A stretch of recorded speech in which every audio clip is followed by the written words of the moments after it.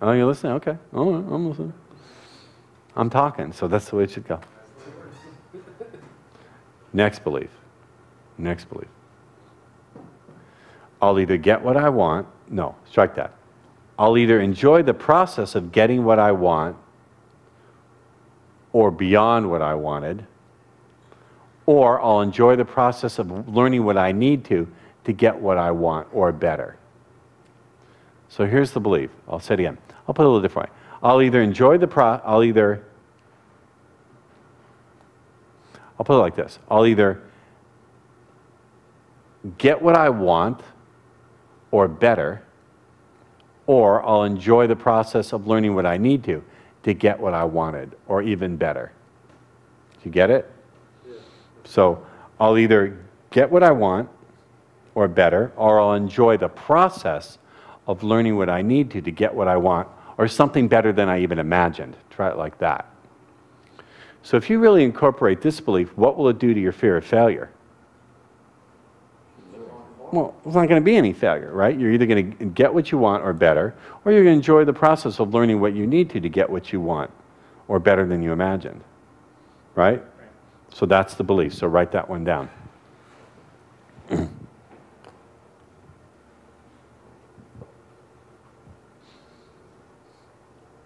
I'll either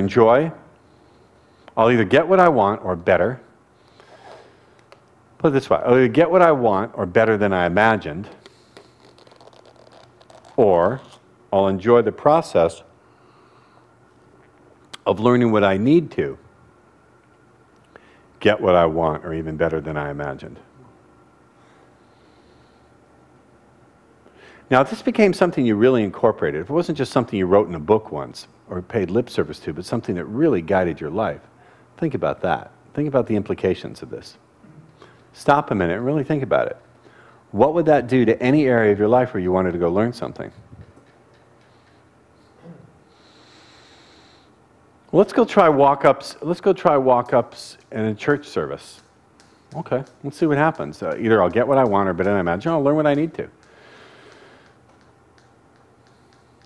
And again, we're not just going to give you these beliefs. We're going to give you a process to incorporate them, and then we're going to give you a ritual to actually learn what you need to from experience. Beliefs are practical tools, and if you combine the beliefs with a ritual to do and apply them, then they become even more practical. Can you give us some words again, please? I'll either get what I want or better than I imagined, or I'll enjoy the process of learning what I need to get what I want or better than I imagined.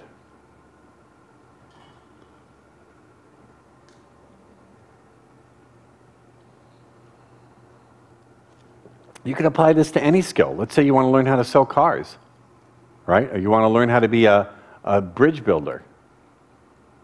Yes, sir? If you switch the I's to U's, could that make an effective incantation? It doesn't matter. You can play back. He said if you switch the I to you, you'll either get what you want. You could write it that way if you want. For this one, I just happen to think of it as an I. I don't know why. That's my own quirk. But think about that. Think about that belief and really what that could do for you. If you really, who's a little slow in speed seduction, not going where they really want to go yet? Think about if you really incorporated that belief, what it would free you up to try. I try some of the most outrageous shit now. Now my thought is, if I really wanted to be totally melodramatic and really get real and totally confrontational with people, like right in their fucking face. Because you're not already. Well, no, I'm not. You should see. Like really confrontational. How would I do it? Like, I had some chick who, well, we won't go there. We'll let that one go. Yes, I can. I was showing something to some girl. I did a little card reading with her, and the next day she said, "That came true. Everything you said came true. That's really weird. I'm freaked out about that." I said, "No, you're not. You're not freaked out about this. You're freaked out about the fact that life is much more than you thought it was, and life is challenging you to step outside of your scared, weak little shell that you live in. So don't give me that bullshit." She went, "You're right." I said, "What's weird? You want to know what's weird? What's weird is turning away from learning that could change your life, so maybe you better fucking consider that." She's like, "You're right." Just, okay. Well, that worked. It frees you up to try all sorts of bizarre stuff. I want you guys to really step outside the bounds.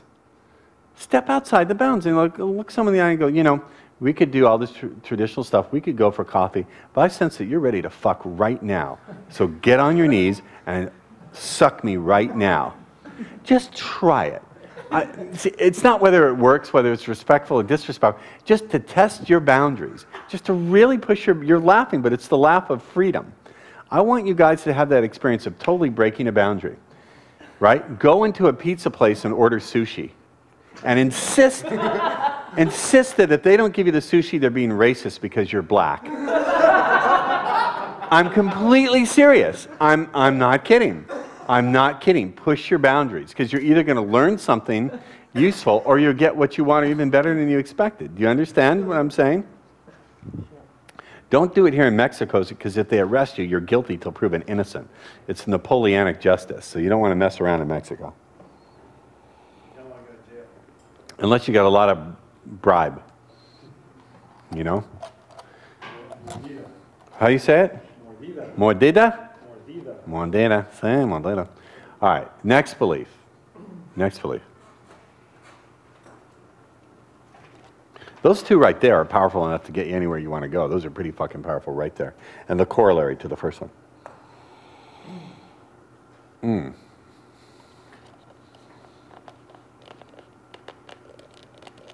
Next belief. Look up here. By now I should have you trained in how to learn from me. The resources inside of me, the resources inside of, not me, but you, the resources inside of me are greater. Don't fucking write now. You're supposed to look at me. I'm going to train you to stop interrupting yourself. This is a parasitic activity on your part, to not follow directions. Just like, by the way, I get the sense that you look different. Your internal dialogue is not where it was, is it? I'm not talking as much in my head anymore. Yeah, I know. I noticed that. And you look different. Your face is more symmetrical, and your shoulders have dropped.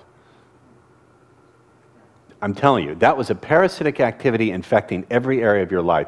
It's like a huge virus that was not only infecting the application programs like Microsoft Word or Internet Navigator, but also the core software. Now we've debugged it, and everything will run much more smoothly, far less energy, more efficiently, more effectively. These kind of parasitic activities. Okay? So, the resources inside of me are greater than any challenge I may face internally or externally in the outside world. So write that down. The resources inside of me are greater than any challenge I may face internally, or externally in the outside world.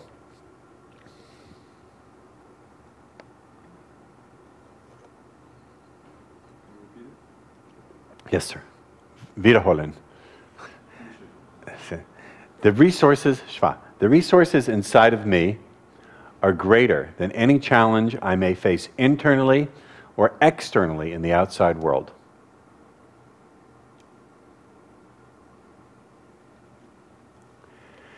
And I believe more and more the hard science shows that this is the case.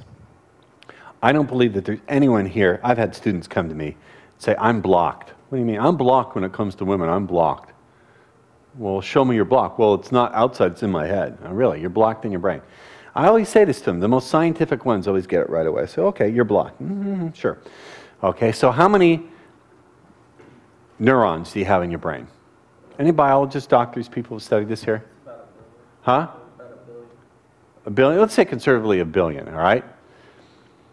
And now they have things, not just neurons, but glial cells and also microtubules, yes, in the brain?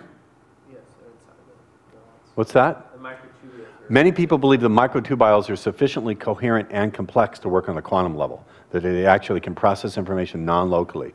There's some theories about that. Given enough complexity and enough coherence, all sorts of weird things start to happen non-locally. We'll get there. Say again? Tubules, tubules, whatever. Thank you, I'll take the correction. Tubules. My point being this. I said to the student, let's factor in those glial cells and the microtubules and all this other stuff. How many possible connections between all of those are there? He said, well, you couldn't calculate it. I said, that's right. So you mean to tell me when it comes to women, you've tried every possible combination and none of them have worked? And he said, well, that can't be true. I said, absolutely right. It can't be true, and it's not true. What you're really telling me is you've dug a rut. There's a certain pathway of connections that you consistently go to, and those don't work for you. I'll buy that. So this notion that the resources inside here are greater than it, well, it's true. It's just a matter of turning off the things that got in your way of accessing them. You understand? And I'm not just turning off things for you here. I'm showing you a way to search out and continue to debug and turn off those other things. You understand? So, it's true. It's not just a belief. I think it's true that the resources inside you are greater than any challenge you may face internally or externally in the outside world. Is that a question, or are you just scratching your bum? Okay. Yes, you have a question? No? Next belief. I want to say, when you take on these beliefs and really make them real, you become very charismatic. Women will be drawn to you, and they won't know why. They will not know why. Because so many people walk through the world in fear of making a mistake. I can't tell you in my work as a change worker and giving talks to different people, how many people have told me, you know, women especially, I was so suppressed by my father and my mother, I was never allowed to voice my own opinion. I was always afraid of making mistakes. So many people are running on this, the opposite of what I'm giving you. You wouldn't believe it. And the really cool thing is you lose your fear of people. When you lose your fear of people, you lose your resentment, and you lose your anger, and you lose your hate. And you just soften in the right ways. I'm very serious about this. If you know that beautiful woman who used to intimidate the shit out of you, if you could peek in her head and see all these programs that are keeping her tied up, and not in a very photographically interesting way. That's my little Groucho, by the way. I'm doing Groucho there. I channel Groucho. Well, then you begin to go, wait a minute, I don't need to be afraid of her. She's got a couple of punches and then she's done. She's got one or two things she relies on, and then she's out of ammo. She's got nothing. You understand? You begin to see that people are not scary at all. Although they may appear, well, they can. You know, I'm not talking about physical danger. You get what I'm talking about? It gives you a real advantage. And I'm always looking for the edge, for the advantage. That's a value for me. So, the next one is, at any moment, oh, you can write that down. Did I give it to you word for word? The resources inside of me are greater than any challenge I may face internally or externally in the outside world. You can write that down now. Okay, then the next one. At any moment, I can connect into a source of wisdom, power, and ability that's virtually without limit. It's essentially saying you can connect into this. So at any moment, I can connect into a source of wisdom, power, ability. Put in your other values, choice, that's virtually without limit. Write it down. I have an interesting experiment for you to do in a minute, JD. At any moment, JD, my assignment for you, sir, when you go home, you have an Office Max or a big office supply store near you, go and buy the most outrageously colored markers you can get, and get a huge artist sheet, twice the size of that, and write those out in different colors on big easel-sized paper. You hear what I'm saying? I already do that. I have colored pencils. Mm-hmm. Do you write them big or small? Do you write them big or small? Dude, that's small. Okay? Think big. Look at me. I'm not making fun of you. I am making fun of you, but do you understand? Write them really huge on big, and then the other assignment is switch and write them with your non-dominant hand. All right. Okay? That's just for you. So at any moment, I can tap into a source of power, wisdom, ability, skill that's virtually without limit.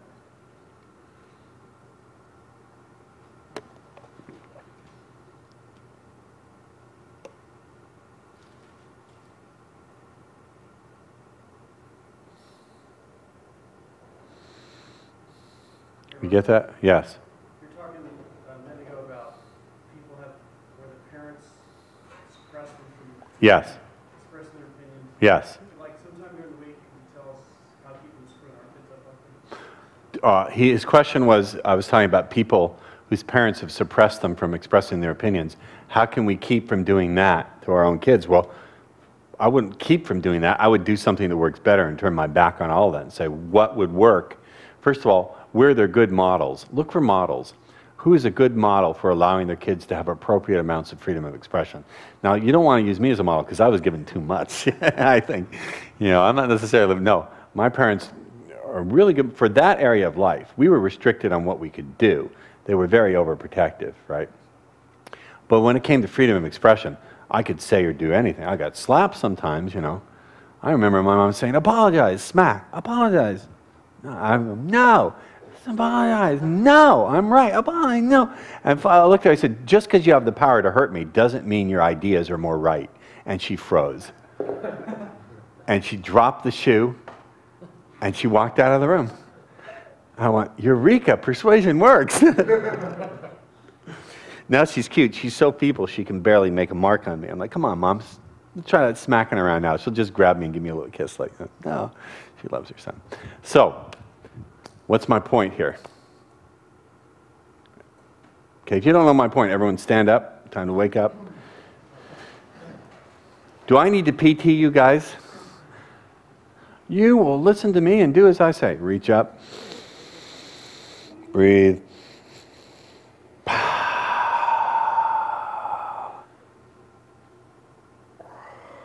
All right, sit down. Very good.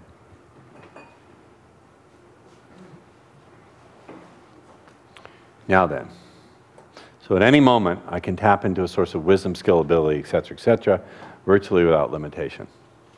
This just is really saying to you, look, your consciousness and your intelligence and your personality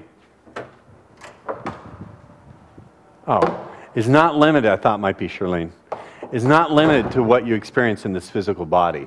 I happen to believe that we have another aspect of our consciousness that's participating outside of this at all times anyway. What do you want to call that? The gods, angels, guardian angels, your higher self. And this is something interesting. I had a theory that I was bandying about the other day with Roger. I believe at a sufficient level of complexity and coherence, any system with sufficient complexity and coherence allows this kind of intelligence in to participate. So if we build computers of sufficient complexity and coherence, it's not that the computers become intelligent, it's that they become a vehicle for this. That this doesn't need biology to participate. This can participate in anything that's sufficiently coherent and complex. So it may be not that we actually create artificial intelligence, it's that we create sufficient complexity and coherence that intelligence comes in from outside and participates. And if we can do it with sufficient biochemical complexity, we may be able to do it electronically. I think that's how we'll hit artificial intelligence. Not that we program it in, that we create the sufficient and necessary conditions for it to come in and participate. That'll be weird, won't it? Too much coffee. Now I'm really speculating, but yeah, it sounds like a real interesting idea, isn't it? Huh? What? Get ready to be fucking scared because they're working on quantum computing and using carbon nanotubiles, and both of those, they're working on that. It's going to happen. And then you're going to get all sorts of quirky shit that no one anticipated. Huh? Sure, go ahead. It's a small group. We're all friends here. Footprints of God. Footprints of God? No, what is that? L. Ron Hubbard? No, I'm teasing.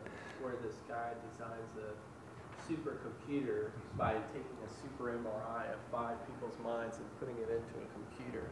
Mm-hmm. And this computer basically has artificial intelligence and basically shuts down everything. Wow. Well, I don't believe in artificial intelligence. I believe in real intelligence that just happens to manifest non-biologically. But anyway, okay. Next, now they're getting a little bit simpler. Next belief is simply, I can learn to do anything. I can learn to do anything that anyone else has done, I can learn to do as well. The belief is anything that anyone else has learned to do, I can learn to do as well.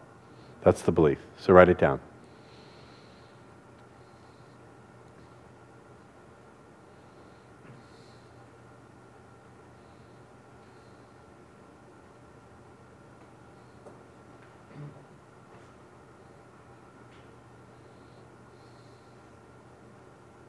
That's pretty simple, yes. That doesn't need much explanation, does it?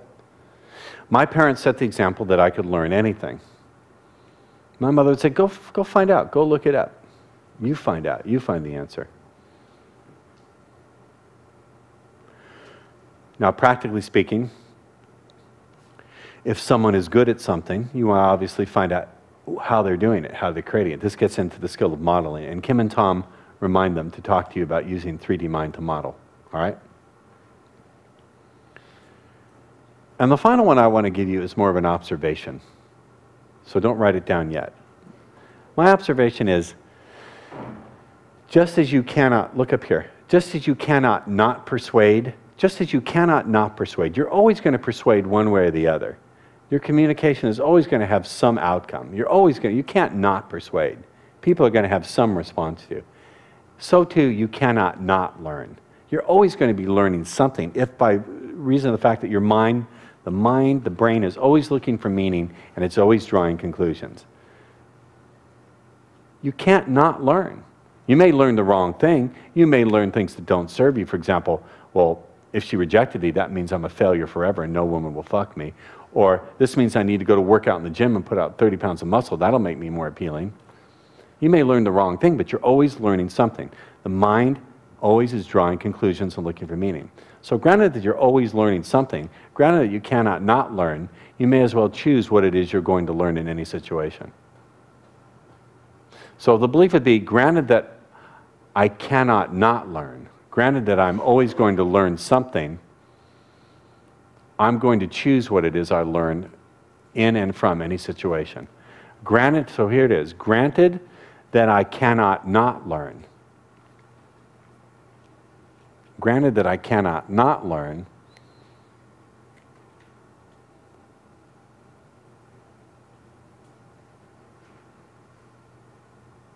I will select and choose what I'm going to learn from any situation. Does that make sense? Your mind is always going to be drawing conclusions and searching for meaning. Human minds desperately need meaning. Humans will kill each other over the conflicting meanings they give to events. It's called ideology. I'm going to learn from and in any situation. Now, I'm not saying, this is very important, I'm not saying you always have control over events, you damn well don't. All the more reason why you may as well choose what it is you're going to learn and the meaning you're going to attach. This is not a new idea for me. Philosophers have been saying it for thousands of years. I'm just giving you some different tools. Things are going to happen that you don't like. So the question is, what are you going to learn from it? What are you going to draw from it? And what are the specific tool sets that enable you to do that much more effectively without dragging old crap into new difficulties? Yes. Yes, I'll repeat the question. I will select and choose what I'm going to learn from and in any situation. Yeah. Is that both whilst you're in it and afterwards? Or one Yes, the question is, when I say I always select and choose what I'm going to learn from and in any situation, does that mean while you're in it and afterwards? As far as possible, yes. I want to learn right there on the spot. But see, Roger, when you proactively take these beliefs along and recharge them every day, it doesn't take much. I'm going to show you how to convert them before the end of the day. Then you're always going to have them around. Granted, some areas are going to be harder.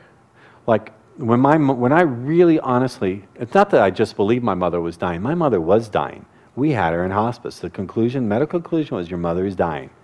We know how long it's going to take, but she's dying now. Man, I learned a lot about how much I could call on people for support and how much emotion I could feel safe to release. I learned about letting it out and not bottling it. I let it out, my sister let it out, my brother bottled it, I let it out. Like, I lost it. We were there we transferred her to she's doing much better now. We transferred her to a nursing home. And at some point, she was so delusional, she was saying things like, why am I here? I'm in prison. They're looking for a scapegoat. Why are they punishing me? And when my mother said, why are they punishing me? I lost it. I went out of the room and was just hysterical. Hysterical. I mean, all this, training just flew out the window. That's my mother saying, why are they punishing me? What did I do wrong? I just couldn't take it. My sister was there comforting me. And my brother was talking to my sister, like ignoring my emotional display. I just kept going and going and going until like there was nothing left on it. But then I was okay. I returned back to equilibrium, and I really learned. Sometimes the lesson is, wow, you can release things, people will be there to support you, and then you get back to equilibrium as best you can. I also learned to enjoy all the moments I could when I was not in that state, much more. Just sitting there on the balcony with some licorice tea with my cats, watching my cats make complete asses of themselves, being stupid, lovable creatures. I learned to just savor that every morning before I would go visit my mom. That was my time.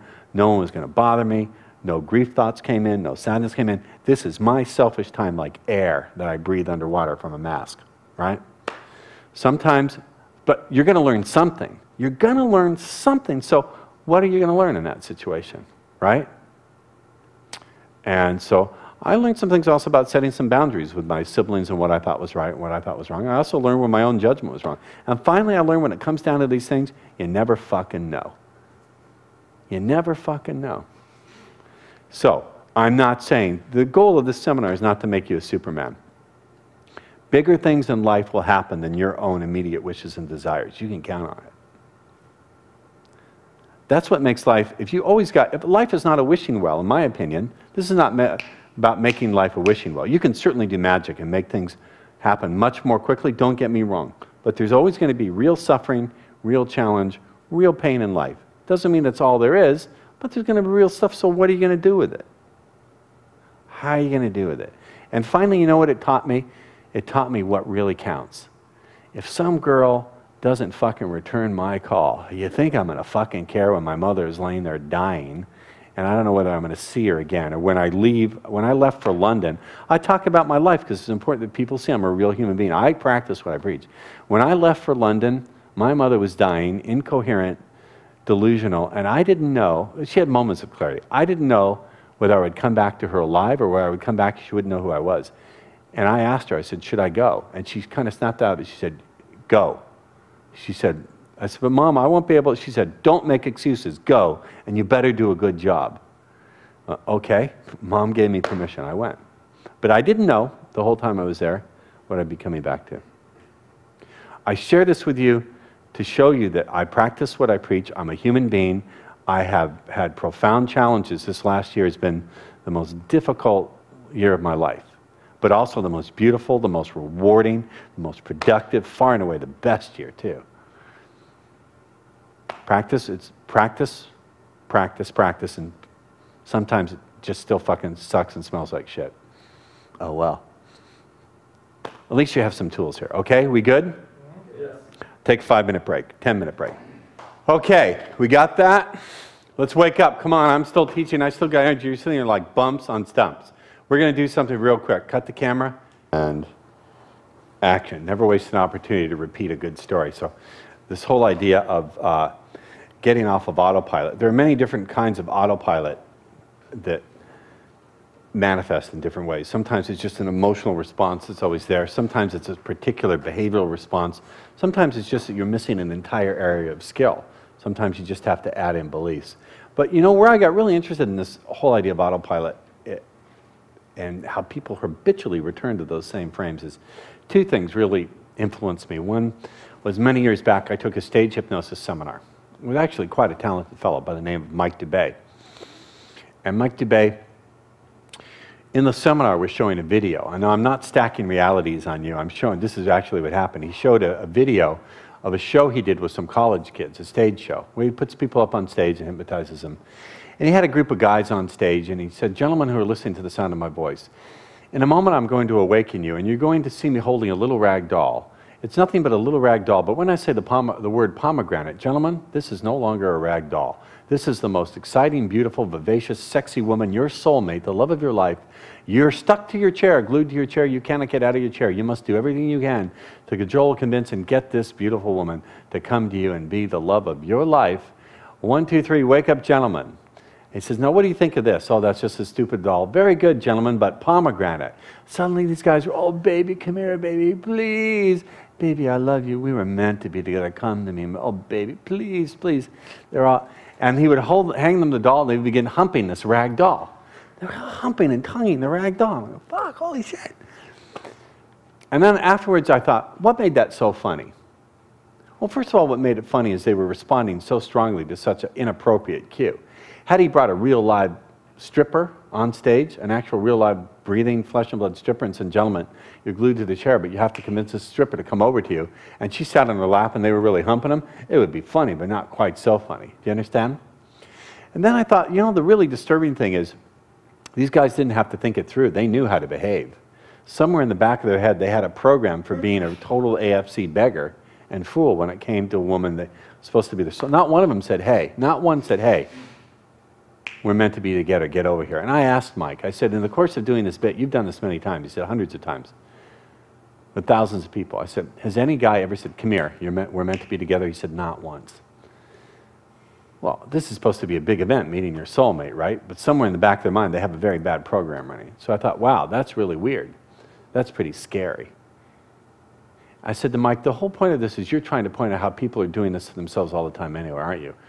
He said, that's right. I said, so, in other words, we should be looking for where are you humping the rag doll? You know? Where are you fucking humping the rag doll in your life? I've had many people come up to me and say, Ross, that really struck a point. We say that in the office. Oh, you're humping the rag doll today. That point really got driven home. And the other thing is, you know, it just amazes me. I've told this story before. I'm going to tell it again. It's a really important, powerful story. I had a student call me up and say, you know, I've tried your stuff and it was really working for me. And I went to this club and I picked up the best looking woman there. I went right up to her. She was shutting guys down left and right. Went up to her, was making out with her in the fucking club. Got her number. He goes home, waits a couple of days. Then when he goes to call her, guess what? He can't find the number. He's lost it. So he rips his house apart, turns over his apartment, tosses the bed, open with that mounting feeling of panic. And then he figures, holy shit, it's trash day. I threw it out in the trash. He goes dumpster diving. You know those great big dumpsters? He's down there for 90 minutes, he tells me, digging through people's discarded toilet paper, everything. 90 minutes later, he comes up empty-handed, and he said, quote, my old self came back. My old self came back. I thought, that's weird. Where was it when you were in the club? Where was his old self when he was in that club? Anybody? And when it came back into his body, where did his new self suddenly go? Huh? The Twilight Zone? Where? Dimension X? Bizarro world? Me am bizarro, Ross. Me am not picking up girls. I'm serious. Think about it. Where did it go? Anybody? Somebody? Yes, Ben. Maybe they didn't go anywhere. He just changed the program so that the old things that he was doing. Right, right, exactly. See, he had a belief. What happened is he hypnotically hallucinated away all his progress. Suddenly, he couldn't even see all the good stuff he did in that club. All he could see was the end result that he lost the number. He hypnotically hallucinated away all of his success, and he had to start from scratch all over again. My point being, it's the way you're thinking about these big problem areas, it's producing the problem. That's it. The way you're thinking about the problem and the emotions surrounding it is what's keeping you, or has kept you up to now, dumb, stupid, or barely making the progress that you really want to. That's it. If I took that way of thinking, responding, emoting, and acting, and could install it in someone else's head, guess what? Your old self would come back into their body, and they'd fuck up too. That's it. That's 90% of it. The other 10% is the technical stuff you do in the field. So, before I get to showing you how to make these beliefs real for you, what I want to point out is beliefs can do a lot to structure your reality. They really can. The illustration I gave to this guy says, you know, that's funny because I met this girl, and she gave me her number. She flaked on me a couple of times, so I threw the number in my old cookie tin. I have a cookie tin. Old cookie tin where I throw numbers that go stale on me and don't go anywhere. Like every 30 days, I'll pull one out and call it at random. Sometimes I don't even know the number, the name of the person I'm calling. I've forgotten. They didn't write it down. So I called this girl up after she flaked on me a couple of times and said, hey, Vanessa, it's Ross. I just wanted to give it one last shot. I give you an opportunity to talk. You know, he didn't strike me as someone who'd blow your own opportunity to discover what it is you want to explore and enjoy. So the last sound you hear will be the sound of your number going through my paper shredder. And that's exactly what I did. I held the phone up to my paper shredder and put the number through the shredder. And that was it. She called me back a minute later. saying that was the rudest, nastiest message in the history of mankind. I said, well, it worked, didn't it? You're calling me back. You responded to the slap on the ass instead of the caress on the back, didn't you? She went, yeah, I guess you have some kind of magic. She wound up coming over. So, bottom line is, what is a phone number?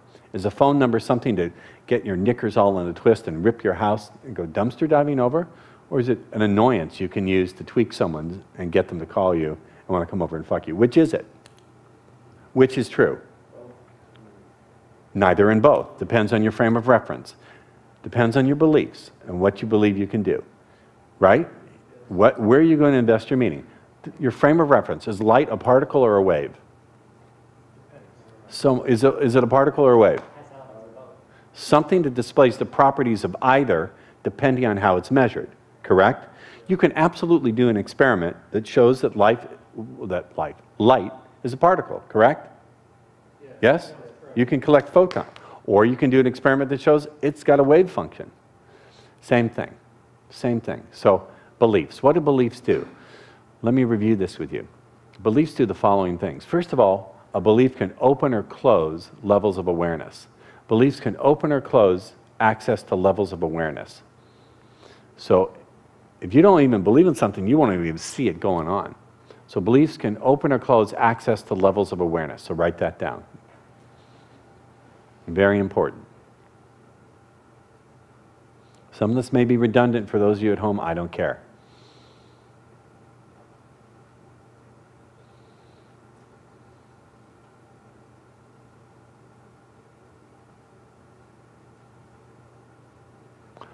This is an illustration I love to give with people. Is I always get a speed seduction seminar. I get one guy who can talk to women in bars and clubs. That's easy. But approaching women on the street, he thinks it's impossible, right? Then I get a guy who can approach women on the street, but he can't talk to women in bars and clubs. I get them in the front of the room. I have them argue with each other, right? Oh, clubs are difficult. Street is easy. No. Clubs are easy. Street is difficult. And they argue back and forth. And then I have them switch limitations. I go, okay, you take his limitation. You take his limitation. Now they're defending the other guy's limitation. Well, what's the reality? The reality is it depends on your beliefs, your skills, and your abilities. That's it. Technology. So beliefs can open or close access to levels of awareness. Second, beliefs can open or close access to levels of skill and ability. And we're going to get into this a little bit later when we get into the beliefs that make you influential with other people. One of the strong beliefs I have, remember, is I never take a woman's first response, and you don't need to write this down now, but I never take a woman's first response to me as written in stone. It's only a reflection of what they're thinking, feeling, or believing in that moment, always subject to change. And because I have that belief, I don't suddenly get rattled when someone throws at me, I have a boyfriend. Right? I just take it, that's a response to what they're thinking, feeling, or believing in that moment. The other, and we'll get to this, but one of my other beliefs is everything they offer me is just information. Okay, great. She just told me she has a boyfriend. That's a whole range of responses she has with him that I can evoke and tie to me. Perfect. Right? Yeah. So, beliefs can open or close access to levels of skill and ability. Beliefs can open or close access to, I said information and awareness, right? No, you said, oh yeah, awareness. Awareness, include in there information. Absolutely, forgive me, you should include that in.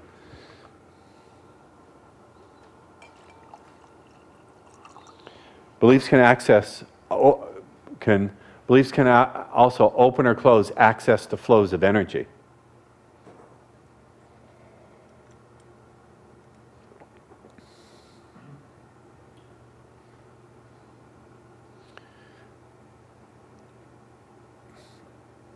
And the final thing I'll point out for now about beliefs is beliefs tend to be self-confirming, meaning they tend to draw to you the circumstances, events, and situations that confirm them as being true. Beliefs tend to feed on themselves. Well, it must be true. You ever try arguing with someone? I'll tell you something funny. Try arguing, and I mean no disrespect to anyone, try arguing to a fundamentalist of any religion. Doesn't matter. Whether it's a fundamentalist Christian, an Orthodox Jew, they'll defend their positions. I've done this with, believe me, I'm non-sectarian. I'll tweak anyone's nose when it comes to orthodoxy. Like, I've argued with Bible-believing Christians who are convinced every word in the Bible is true. No, nothing is. It's all literally true, no metaphor included. So if they're believed, for example, that the earth is 5,000 or some odd years old, I said, what about the dinosaurs? Well, the dinosaurs and man coexisted at the same time. Really? They did? That's not what the science shows. Well, how come the humans weren't wiped out by the dinosaurs? Well, God didn't want humans to be wiped out. Why aren't the dinosaurs around now? God destroyed them in the flood. But the Bible says that Noah took 2 of every living creature onto the ark. So weren't there dinosaurs on the ark? Well, yes, there were, but afterwards God destroyed them because he knew they were dangerous to mankind. Uh-huh. Okay, sure. Oddly enough, I've had Orthodox Jews tell me the same thing. You know, the really fun people, if you want to see beliefs in action, back when I was a student at UCLA for a very short time, for a very short time, they had the Flat Earth Society there on Bruin Walk. These are people, I think they're not real, they just like to argue with people. I don't think it's for real, but they pretend that they're convinced that the earth is flat. And anything you present to them, they can argue away. They do it just to steam people up. What do you mean the earth is flat? You can see, what about a sailboat when you see it disappearing on the horizon? It's an optical illusion. Oh, really? Okay, how about all the space shots that show the earth as a sphere that's round? Those were fake. Obviously they were fake because the earth is flat. Oh. It just goes around, around, around, around, around. Beliefs tend to be self-confirming. They tend to filter out any information that would challenge them. This is why if you're stuck in the belief that you're ugly or you can't be successful, and you try to filter new material through that belief, you're going to contaminate the new material. Yes? But this can be a good thing too, right? It can be a good thing too if you have beliefs that allow the maximum amount of learning and expansion and freedom. Sure, absolutely. And there's a total nutcase on the internet. His big thing is the moon shots did not occur. We never went to the moon. And his arguments are so butt-plug stupid that a first-year physics student in high school could tear them to pieces, but he's convinced. This guy's sincere. He's butt-plug militantly stupid and delusional, but he's going to know, well, what about all the film? Those were faked. All the moon shots were really done, moon landings were done in a movie studio. Well, why do you say that? Because we can't go to the moon, so it must be fake. Well, then so thousands of people participated in this hoax, but not one person has come forward. That's because they're scared. Well, why are they so scared? Because they know it's a big hoax, and people would be angry if they found out.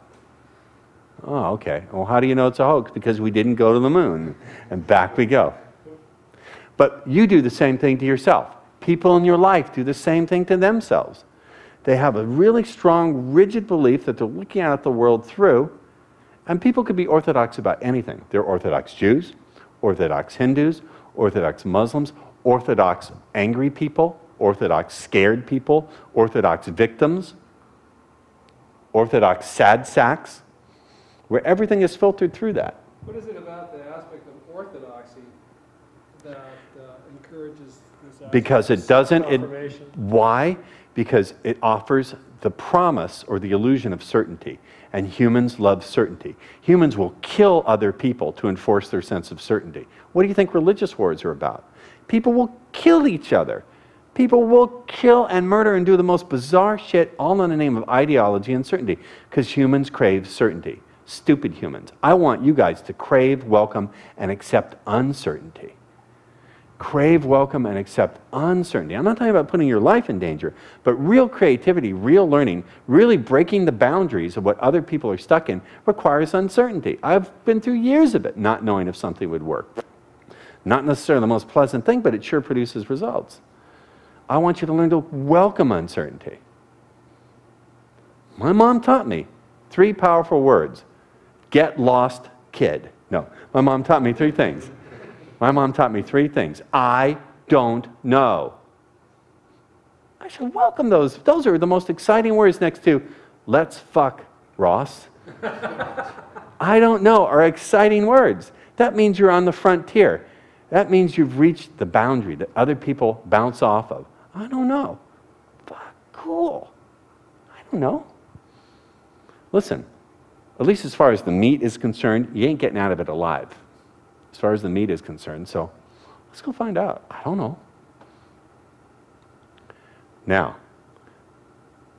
learning can be costly if you don't have the right beliefs. But the more you have these beliefs in line, the quicker you're going to learn. The quicker you're going to be able to pull back from things that aren't working.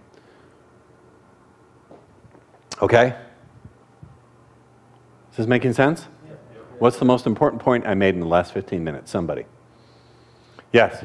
Beliefs tend to beliefs will give you your representation of reality, even though something does not continue to exist, even though you don't believe in it. Your entire human experience will be filtered through your beliefs. That's Right, exactly right. Your beliefs are going to be, your reality is going to be filtered through your beliefs. Okay? Yes, sir. You had a comment? Beliefs form your life. They're a big aspect of it. I wouldn't say your whole life, but they form, that's not something, I didn't say beliefs form your life, but they're an important part of it. Obviously, there are things going on. Look, whether you and I believe it or not, if I drop this glass, if I let go of this glass, it's going to fall and probably break and maybe even shatter, and someone's going to get splashed. I'm not talking about that. I think it's interesting to think of this picture of a belief as a gate. Belief is a gate. I like that. That's a good symbolic representation. It's a gate. Yeah. Is he going to stop something or let something in? I like that. Very good. That's very good. Nice job. So, now that we've got that, let's talk about the process of making beliefs something symbolic so it can get into your right brain, something you can begin to incorporate into your behavior. So what is the process by which we do this? Well, there's more than one, and there's more than one that I teach, but I want to show you a couple simple things that you can do. First and foremost,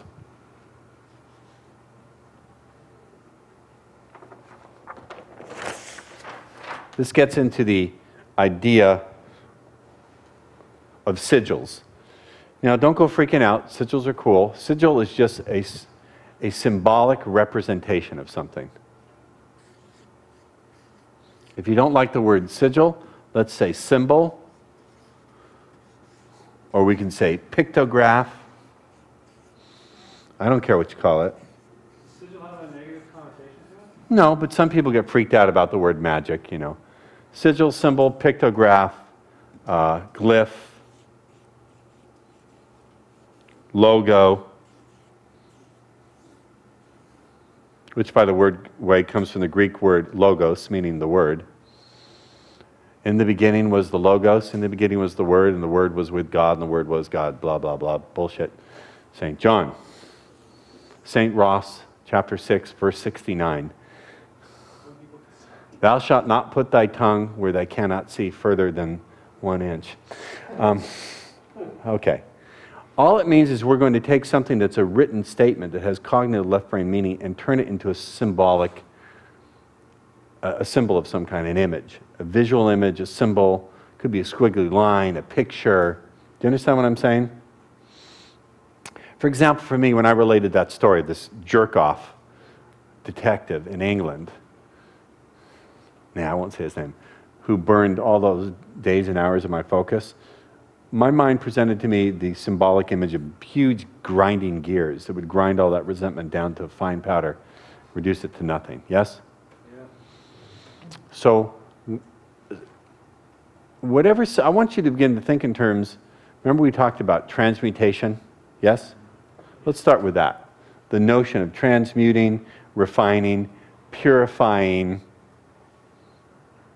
recycling. Yes?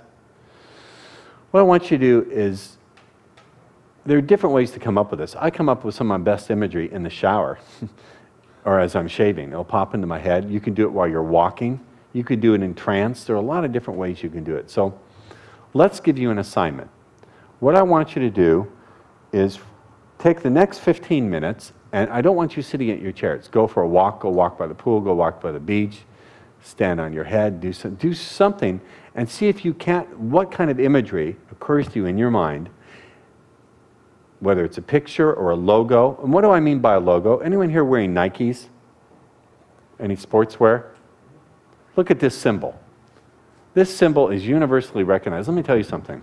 See this symbol here? I was in Jerusalem 2 years ago now, and we were driving by the Palestinian territories. The Palestinians were wearing the Nike shit, Nike shirts, Nike shoes. The Israelis were wearing Nike shirts, Nike shoes. I'll tell you something ironic.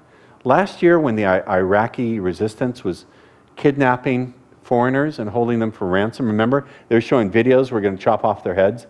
They had some, I think it was a Japanese guy at gunpoint, and you know what I saw in the video? I swear to you, the guy had a Nike logo on his shirt. The terrorist who was holding him at gunpoint had a Nike logo, and they were all talking about, we are going to destroy Western influence of imperialist American running dog, blood-sucking Zionist vampire, Jew bastard, blah, blah, and they got the Nike shit. I'm not kidding, that's what I saw. He had a Nike logo on his fucking shirt. You can do a logo, yes? Or you can do an image or a picture or something, as long as it's nonverbal. Do we understand what I want you to do? So take 15, 20 minutes, take your papers with you if you want to be able to sketch something, and come up with some symbolic representation that represents transmuting,